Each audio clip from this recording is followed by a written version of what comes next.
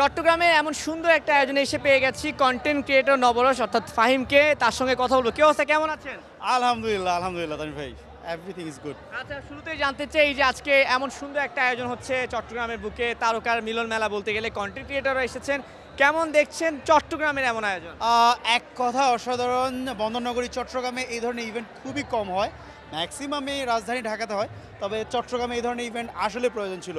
অনেক এনজয় করছি, অনেক পরিচিত ফেস যাদেরকে সোশ্যাল মিডিয়াতে দেখতাম আমার মতো কাজ করে, কন্টেন্ট ক্রিয়েটর বা মেকআপ আর্টিস্ট আর ফ্যাশন ডিজাইনার, সবাইকে একই সাথে একটা ফ্রেমে দেখতে পেয়ে অনেক বেশি ভালো লাগছে। একটা কঠিন প্রশ্ন করি, চট্টগ্রামে তো অনেক শিল্পী তারকা আমরা পেয়েছি, আপনার পছন্দের চট্টগ্রামের তারকা শিল্পী কারা আছে?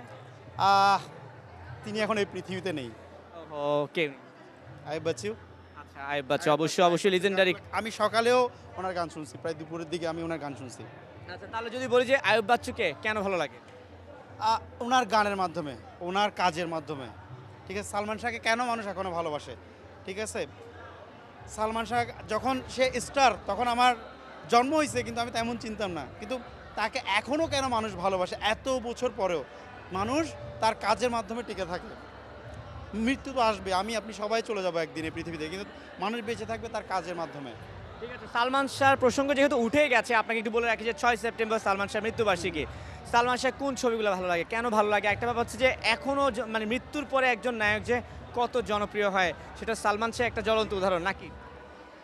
আপনি যদি এখন গুলশান, বনানী বা ধানমন্ডিতে যেখানেই বলেন না কেন, যে ফ্যাশনটা 2025 সালে এসে দেখতে পাচ্ছেন, সেই 20-25 বছর আগে সালমান শাহ তার মুভির মাধ্যমে, তার স্টাইলের মাধ্যমে সেইগুলো দেখিয়ে গিয়েছে।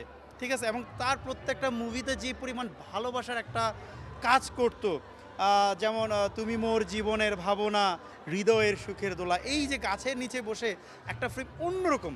এখনও মুভি হয়, এখন ম্যাক্সিমাম মুভিগুলো হয় খুব অ্যাকশন রিলেটেড মুভি হয়, কিন্তু তখনের যে একটা টাচ, 90s যে একটা টাচ, সেটার কারণে সে আর সারাটা জীবন মনে থাকবে। অ্যাজ এ 90s কিডস হিসেবে ও আমার মানে কী বল, হাই লেভেল। ওরা যদি, ওনাকে নিয়ে যদি কথা বলি আমার বেয়াদবি হবে। ঠিক আছে, তো শেষমেশ এই সালমান শাহর মৃত্যুবার্ষিকী উপলক্ষে সালমান ভক্তদের জন্য কোনো মানে বার্তা আছে আপনার পক্ষ থেকে? এটাই বলতে চাই, সালমান শাহ আজ আমাদের মাঝে নেই। ওনার জন্য দোয়া, ভালোবাসা, আল্লাহ যেন ওনাকে জান্নাতুল ফেরদৌস নসিব দান করে, এটাই বলবো। এবং সবাই সবসময় ওনার জন্য দোয়া করবেন।